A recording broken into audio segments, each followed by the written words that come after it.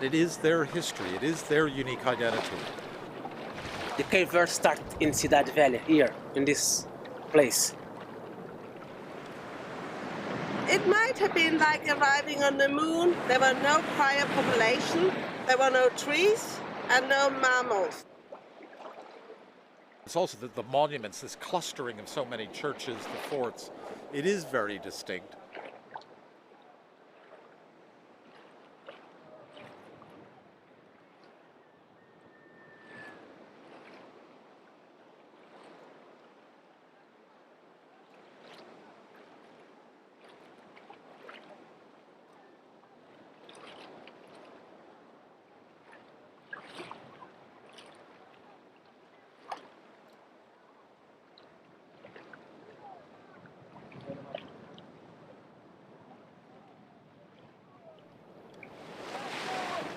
It's trans-Africa, which is the importance. You have things like the earliest establishment of the hospital here in the early 16th century. The cathedral behind me becomes the seat of the bishopric of Africa. A lot of it is quite African-based. Come the discovery of Brazil and when the plantations take off there, that's really when the place changes. And you see enormous numbers of slaves moving through. But by the early 18th century, it sees the toll of basically pirate attacks. The main one that's talked about here is the French privateer Cassard in 1712, who devastates a great deal of the town and never really rejuvenates after that. Certainly by the 19th, they're no longer maintaining the town. You get a huge amount of hill wash coming down in the annual floods that's never taken away. It's been clear from the outset here, Cape Verde now is valuing its past and wants to see it.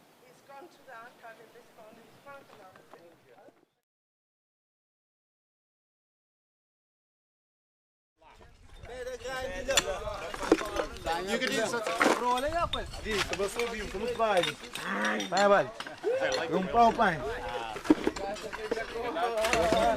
So based on written record, this seems to be the earliest church in Cidade Velha, certainly the earliest European Christian church in the tropic.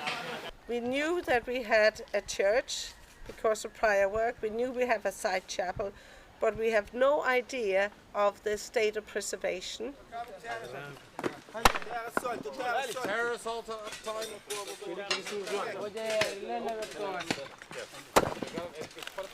What's distinct now is that you go beyond the testing phase, and in this case, it's the mayor has decided he wants the church here exposed and has brought the resources to do that. We knew it was spectacular.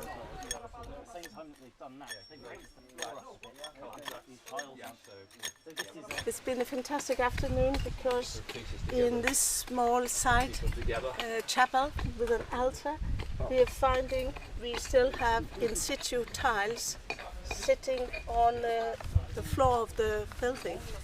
It's just wonderful to find. A outra grande importância que esse sítio em particular tem é o facto de ser a primeira estrutura religiosa em Cabo Verde e onde estão sepultados os grandes daqui, os grandes armadores daqui da Ribeira Grande de Santiago, de Cabo Verde. Very well. That it's founded probably 1470. What you see here is slightly later. It's probably about 1500. But probably there is an earlier phase that we can't see, probably made out of wood. And where the soil here that is the floor. To show the church, a meter of soil has to come off. The altar would be up here. Okay? What you see up there is the side chapel. That is going to be a beautiful monument because you have the tiles on the wall, you have the altar, and you're getting the tombstones. We know where there are 2 other tombstones here, which probably means there'll be 10.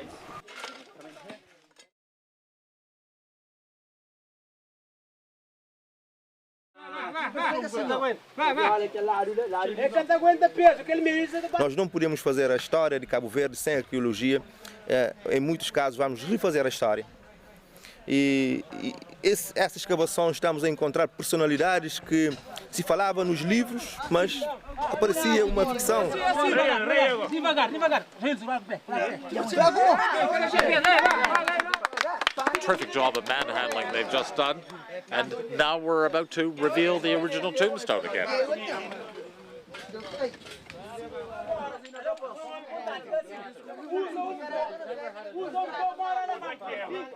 Sobre Calveiro, que eu não tinha conhecimento também, e aqui também e trabalho que pode ser complementar, porque temos aqui, por exemplo, um túmulo de Fernão Fiel de Lugo, foi um almoxarife muito importante aqui em Calveiro. Eu já tinha feito escavação arqueológica numa fazenda em Trindade, na região da Trindade, que tem ligação com o Fernão Fiel de Lugo, que é o senhor que está aqui no túmulo aqui enterrado. That for me is always a pleasure to work with the team, because I like work with them, because I learn more things. I like to do that. I like archaeology.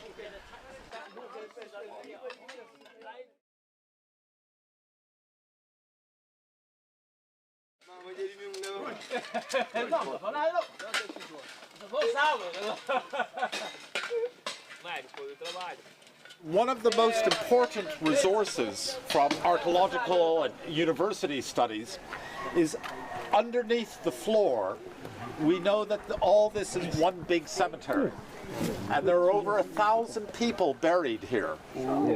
And all those people are buried before 1525.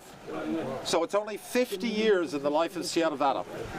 We have done some testing. We had a little bit of testing on the bone. That kind of thing will be very, very important for the future, because it shows that half the people who are buried here are African, which is an interesting issue in terms of the early history of slavery, because the Portuguese would convert the slaves to Christianity, but then they're also getting Christian burial. And that is very interesting.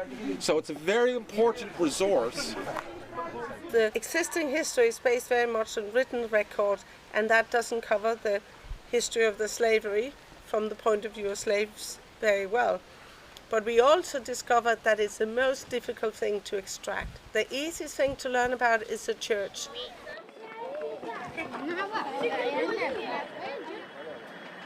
The one monument which has been associated with the slaves is the pillory, which is down at the waterfront.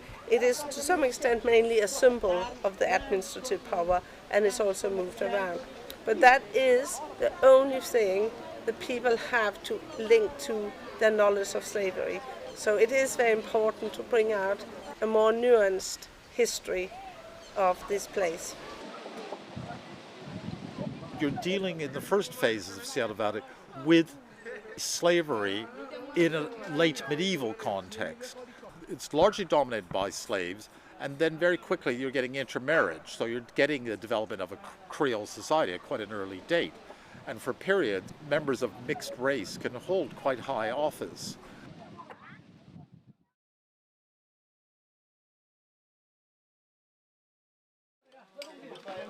It's also quite important to show the potential of archaeology in Sierra Nevada. It's the sense of local communities, and they identify with the ruins, with the remains.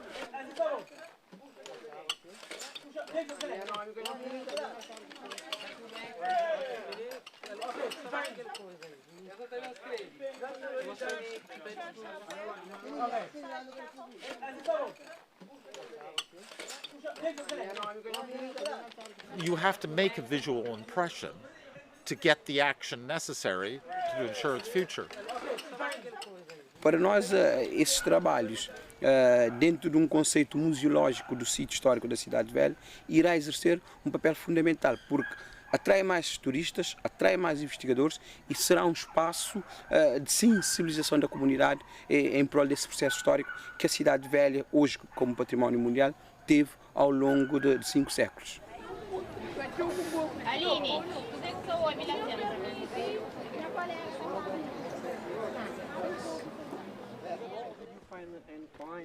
Yes, we have finds. we found on, not gold, on the first if we did, would we tell you?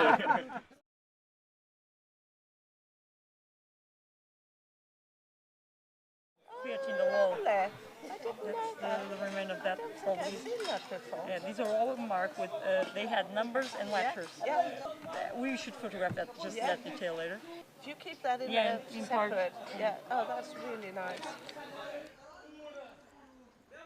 This is what we're doing. We're washing these things according to the context where they come from. And this is what we see that, for instance, inside this church we have a huge amount of tiles, as expected, while outside we're getting everyday material and everyday courseware and things people would use in their homes that would not be used inside a church.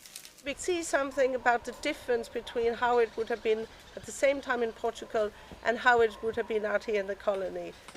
We now have a very rich assemblage of tiles imported from Portugal, but the most exciting finds we have had is getting a little bit of an insight into the Cape Verdean ceramics. So they have imports from different parts of West Africa, but at different points they also start to produce their own. So this is an example of a piece of pottery which is from Africa, and then we have also found another piece which are more like a local imitation of the idea of the African pottery. They also seem to burn them or fire them in a way which is we haven't quite understood yet, whether they're developing a method to deal with the kind of clay you have in this volcanic landscape. So I would really say that what we're learning about Cape Verdean African pottery is absolutely unique. Opa, estamos num sítio com um valor histórico patrimonial incalculável. Aqui, para além dessa igreja, temos vários outros monumentos. Estamos junto da igreja de Convento São Francisco, que já está totalmente restaurado. Temos capelas, temos outros edifícios, conventos.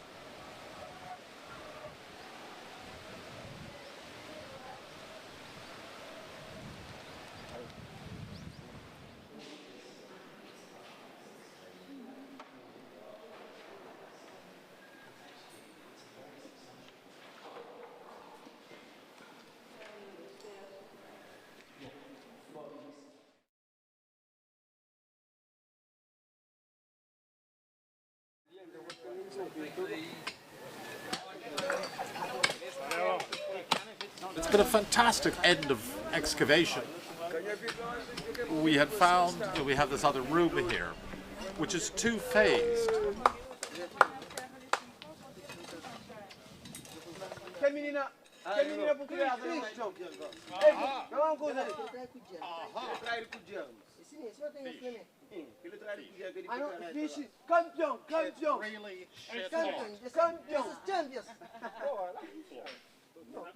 What we're seeing is a side chapel that has then been changed into a vestry. Some of the things we're finding is not existing or referenced in any text, but certainly what exists is not at the level of detail that we're now providing. I think it's been a real sense of team effort between the Ministry of Culture, archaeologists, and ourselves, and the local workmen being supplied by the camera. It really shows up, the fantastic quality of the archaeology that's here, and especially the sense that none of this was visible. It's all deeply buried.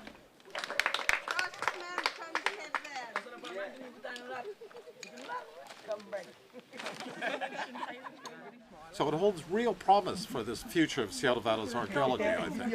And it just makes us look forward to coming back and finish the job. Are we ready? So ready. Fantastic. Good.